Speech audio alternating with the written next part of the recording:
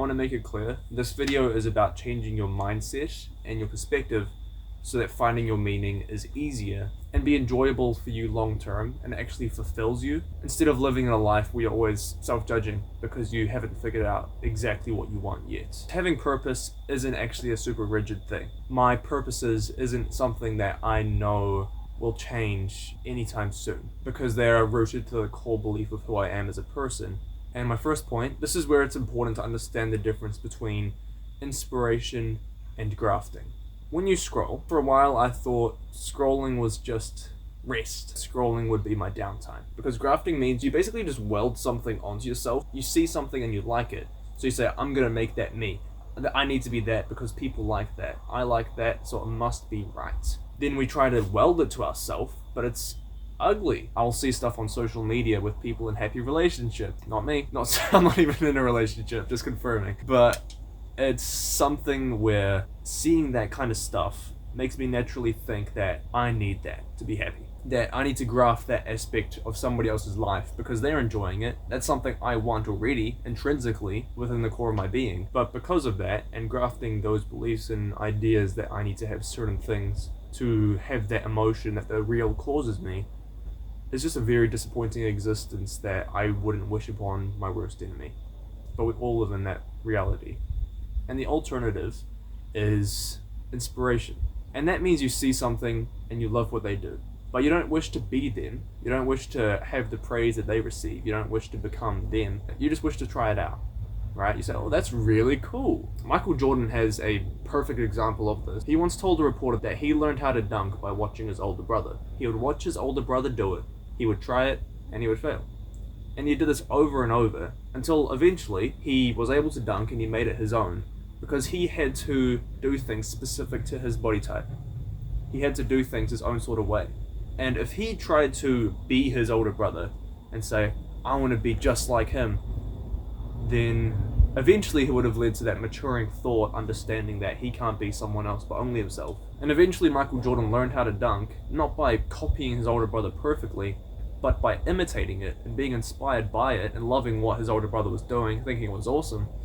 And then he made it his own by doing it how he saw was fit for him. Because when you're inspired, the thing that you're learning how to do will develop in your own unique way. Whereas when you try to take something from someone else because you want to have that kind of meaning, you want to feel that kind of way, and have other people feel that kind of way about you, then I've found that really distracts me from finding a meaningful purpose and something that will actually guide me. The second point is having something to do for a long time. Something to commit to. And that might sound kind of hard, because then that's just like saying, bro, I'm watching this video to find out a purpose. You're supposed to be telling me how to get there, not just tell me to do the thing. That's not what I'm saying. That's probably not even what you're thinking, but I said it. So, I started this YouTube channel 2 years, 5 months ago-ish. And the reason why, so I saw my younger brother posting a video about Apex Legends, right?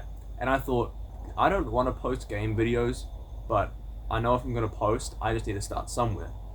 So I started, and for the next few months, I just posted gaming videos, and in doing that, I got sick of playing games because I was trying to force that into my daily routine. It's like I had to film as much as possible, I had to record as much as possible, and edit all the time.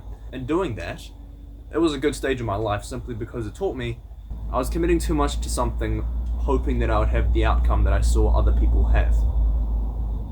Meaning I just wanted to get the money. I wanted the bag. I just said it.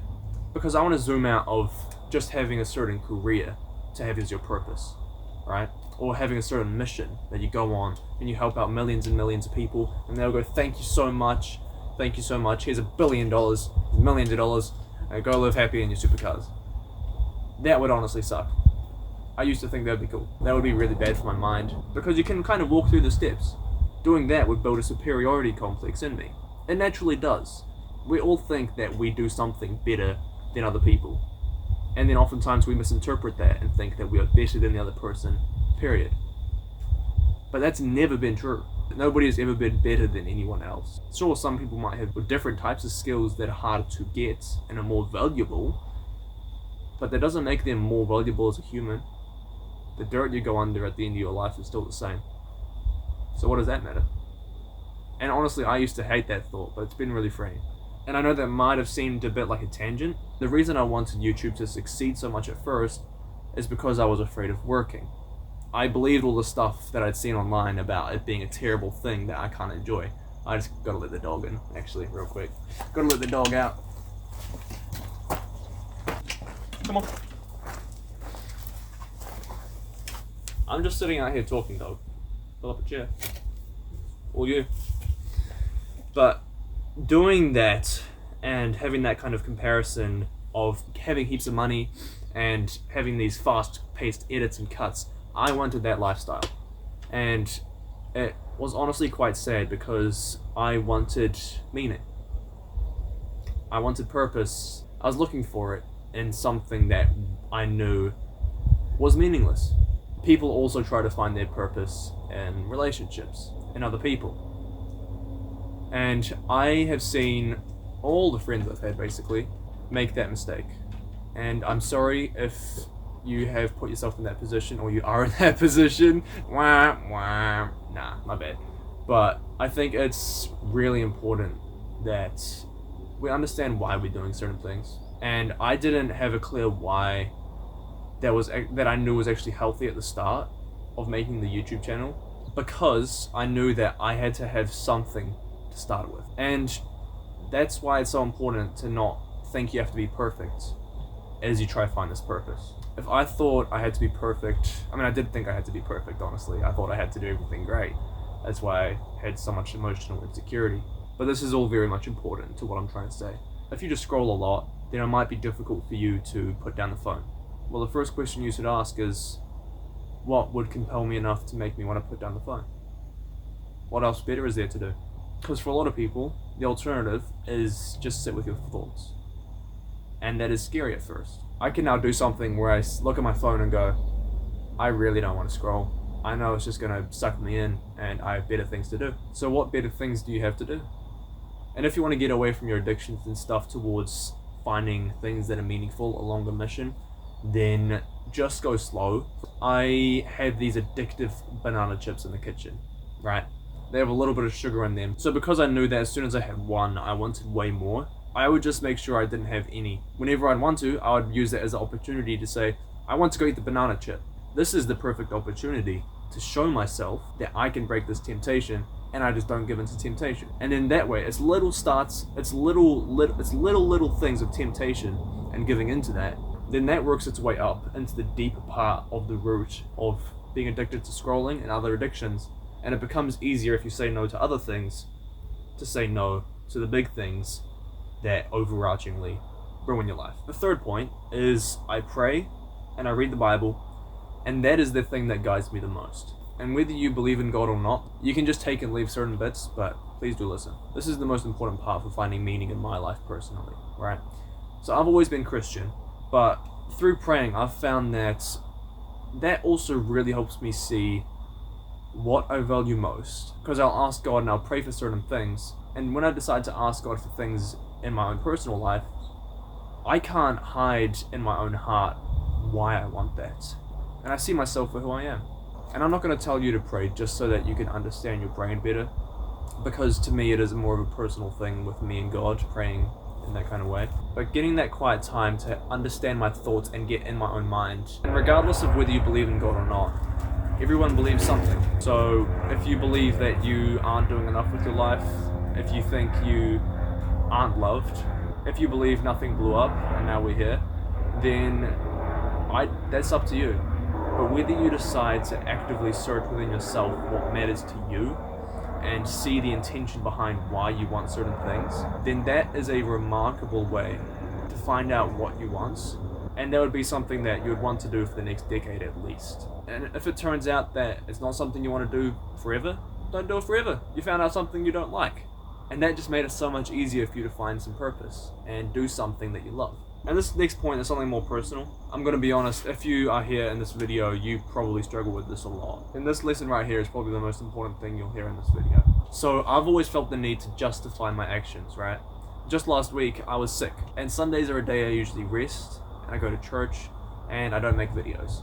I try to make sure I worship God and really pray and lean into Him on that day.